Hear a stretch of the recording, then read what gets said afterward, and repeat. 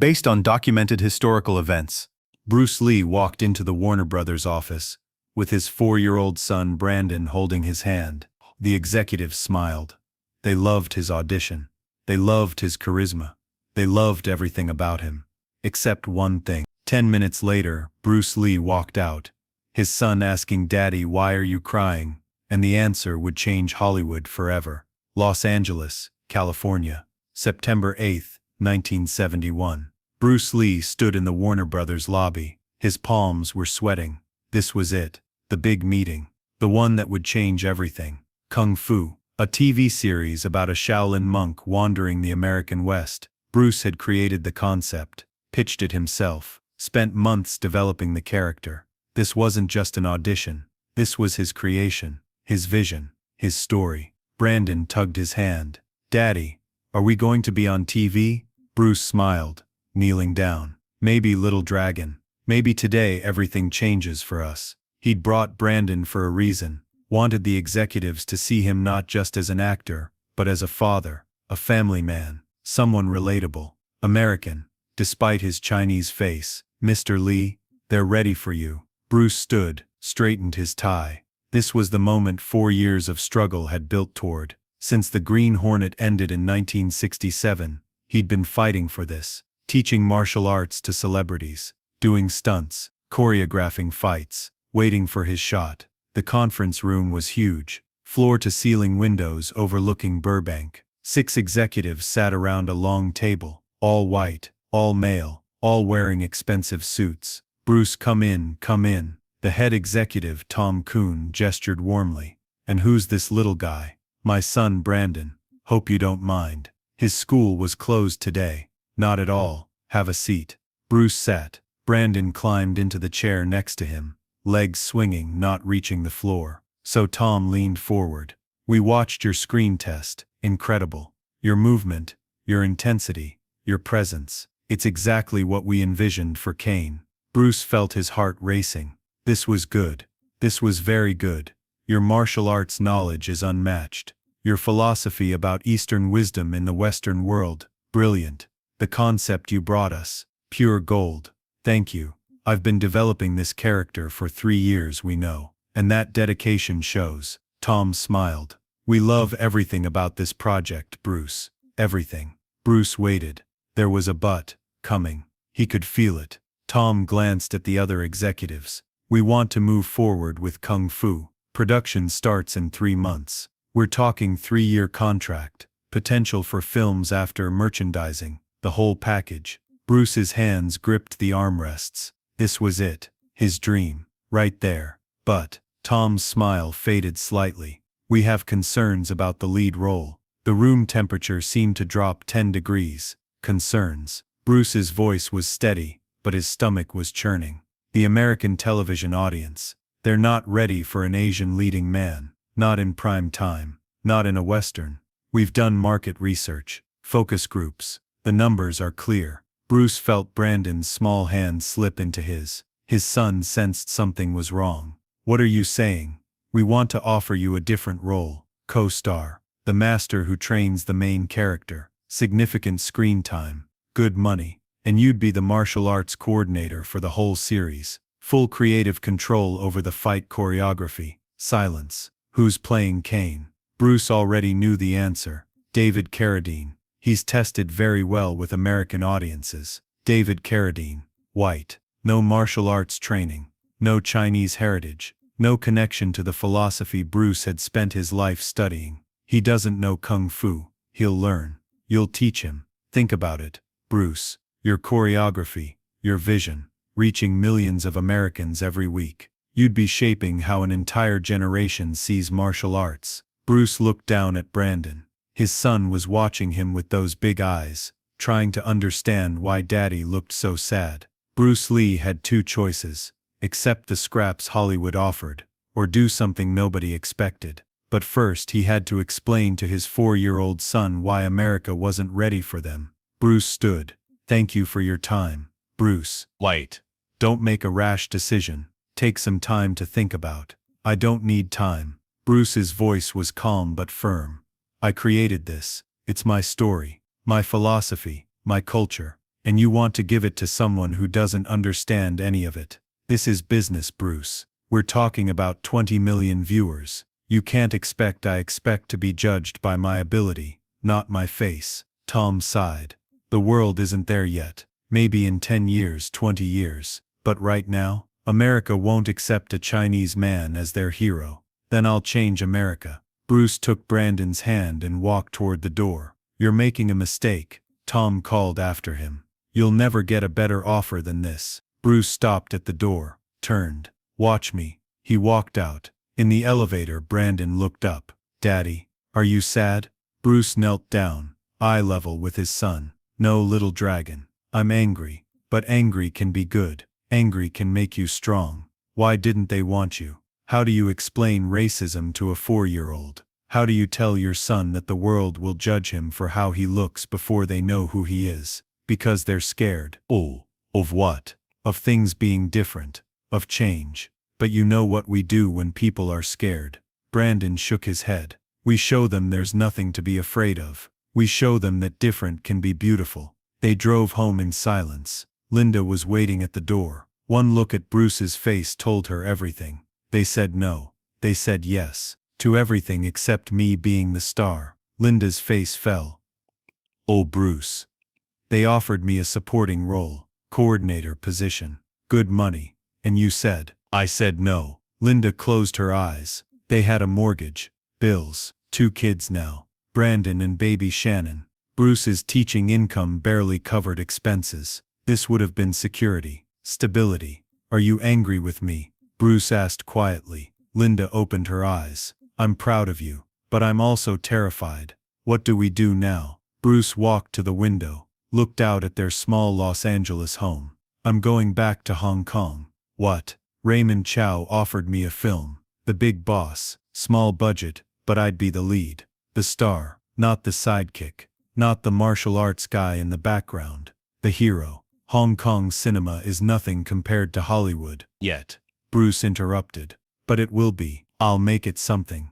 I'll make films so big, so successful, that Hollywood has to notice, has to admit they were wrong. Linda was quiet for a long moment. When do we leave? Bruce turned surprised. You'd come. Leave everything here. You're my husband.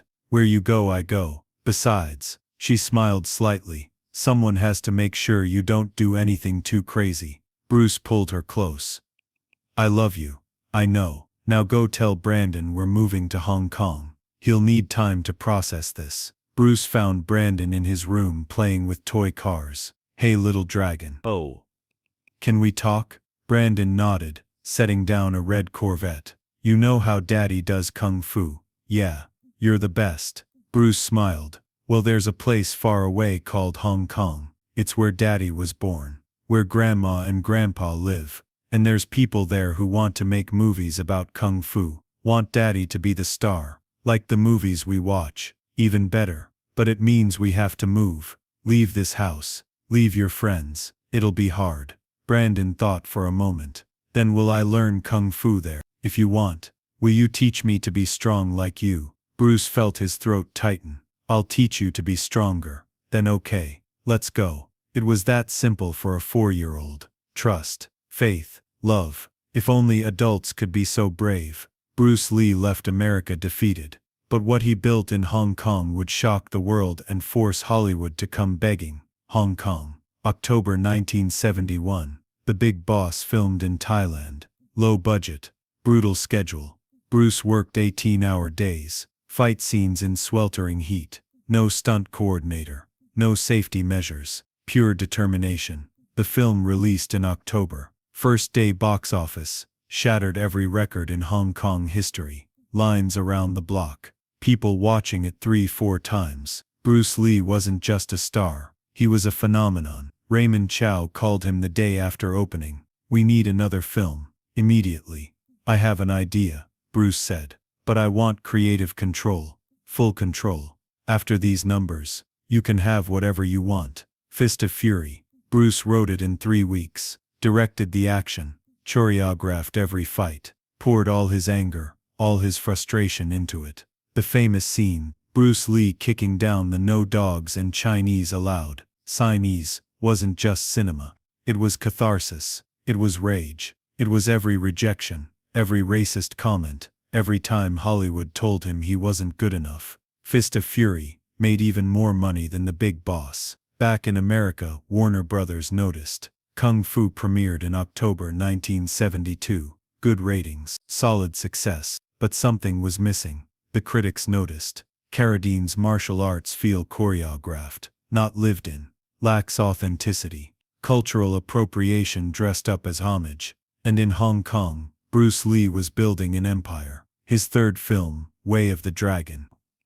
He wrote, directed, produced and starred. Shot on location in Rome. The Colosseum fight scene with Chuck Norris became legendary. The film made more money than the previous two combined. Now Hollywood was calling.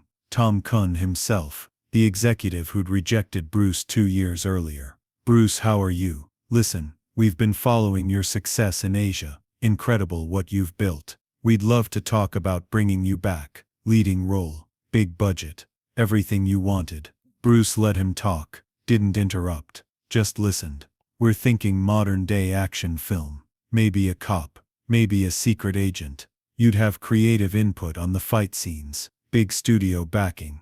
What do you say? What happened to America isn't ready for an Asian leading man. Silence on the other end. That was, market research can be wrong sometimes. No, Bruce said. You were wrong. The market was always ready. You were just too scared to try. Bruce, come on. Let's not. I'm making my own film. Enter the Dragon. Warner Brothers can distribute it. Co-production with Golden Harvest. But I have final cut, full creative control, and my name above the title.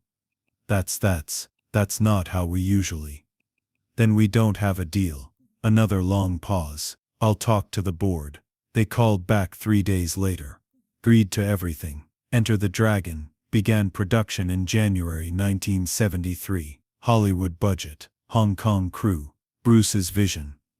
He poured everything into it. Every technique he'd developed.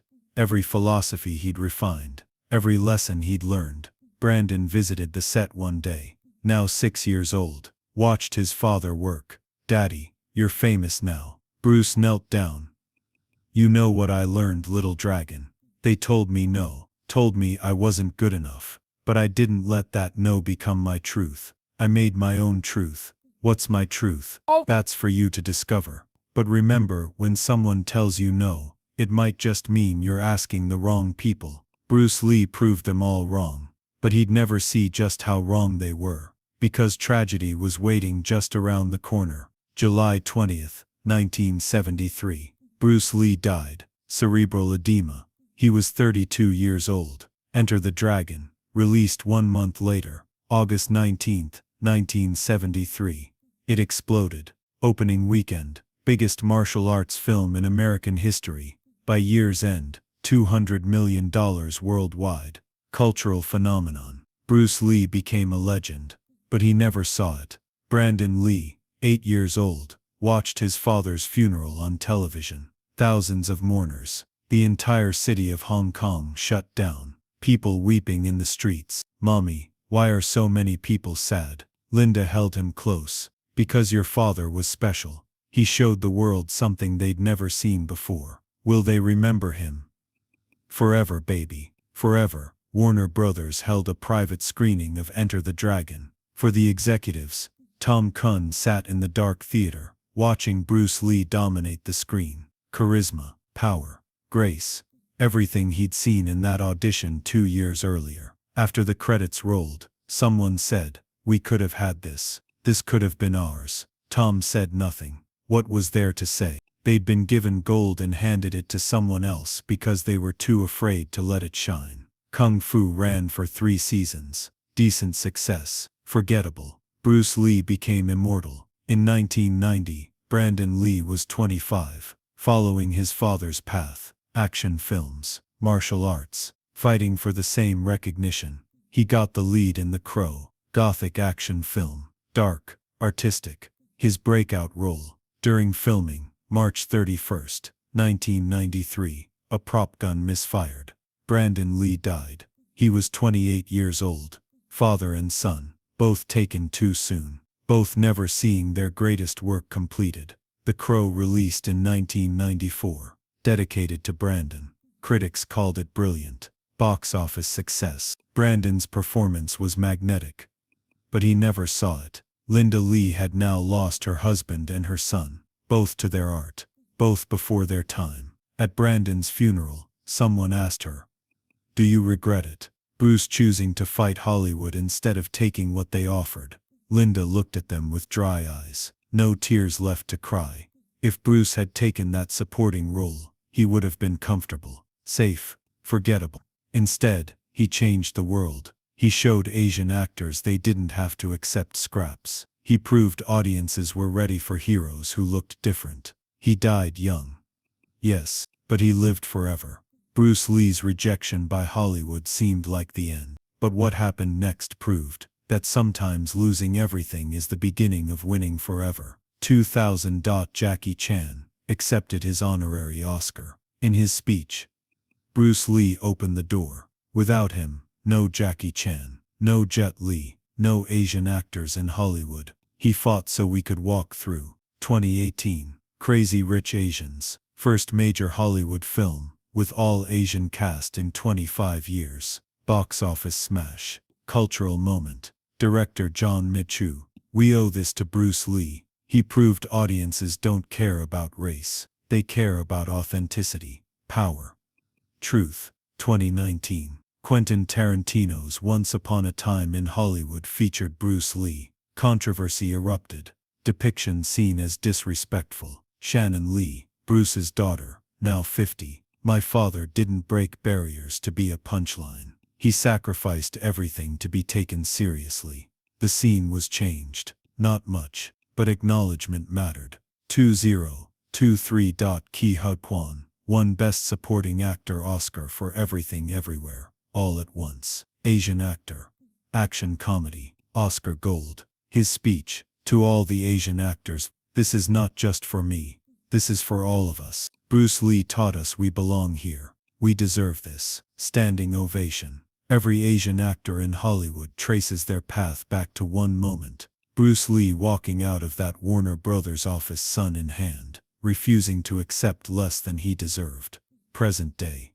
2024. Warner Brothers Studios. A plaque hangs in the lobby, in memory of Bruce Lee, 1940 to 1973. Visionary. Pioneer. Legend. He showed us the world was ready. We just weren't listening. Underneath, a quote from Bruce. "I'm not in this world to live up to your expectations, and you're not in this world to live up to mine." Film students tour the lot. The guide stops at the plaque. Bruce Lee auditioned here in 1971 for Kung Fu. The executives loved him, but wouldn't cast him as the lead. Said America wasn't ready for an Asian hero. He walked out, went to Hong Kong, became the biggest star in the world. And when he came back, it was on his terms. What happened to the executives who rejected him? Some retired, some left the business, but they all lived to see Bruce prove them wrong. And that's the lesson. Gatekeepers can delay you. They can't define you. A young Asian film student raises her hand. "Do you think if Bruce had lived longer, things would be different now?" The guide thinks. Bruce didn't need more time. In 5 years, from 1971 to his death in 1973, he changed cinema forever. Imagine what he could have done with 50. The tour moves on, but one student stays, reads the plaque again. On her phone she has a script. Been rejected by every studio. Too niche. Not mainstream enough. Maybe in a few years. She takes a photo of the plaque, posts it on Instagram. Bruce Lee was told no by Hollywood. He said yes to himself. Time to do the same. Be like water. The post goes viral. 2 million likes. Comments flood in. Needed this today. They can't stop what they can't understand. Your no is my fuel. Bruce Lee didn't wait for permission. Neither should we. 6 months later, that student's film gets funded. Independent production. Small budget. But hers. It wins Sundance. Hollywood calls. She remembers the plaque. Remembers the lesson. "I'll do it, but on my terms." They agree. Somewhere Bruce Lee is smiling. white text on black. Bruce Lee walked out of Warner Brothers on September 8, 1971, with his son Brandon. 2 years later, Enter the Dragon made him a global icon. 50 years later, his rejection opened doors for millions. David Carradine's Kung Fu ran 3 seasons and was forgotten. Bruce Lee's 3 Hong Kong films changed cinema forever. Warner Brothers formally apologized to the Lee family in 2015. Tom Kuhn, the executive who rejected Bruce, said before his death, "I made many good decisions in my career. That wasn't one of them." Today, Asian actors headline major Hollywood films. They win Oscars. They break records. Every single one walks through a door Bruce Lee kicked open. When asked what he wanted his legacy to be, Bruce said, "I want to show that a human being can achieve anything. It doesn't matter where you're from or what you look like. If you're willing to work, willing to believe, willing to fight, you can change the world." He was right. Final image. Bruce Lee and Brandon, hands held, walking out of that Warner Brothers office, heads high. Dignity intact, future uncertain, but free. Voiceover Bruce Lee's actual voice. Don't pray for an easy life. Pray for the strength to endure a difficult one. And when they tell you no, remember, they're just showing you who not to believe in. Beeve water.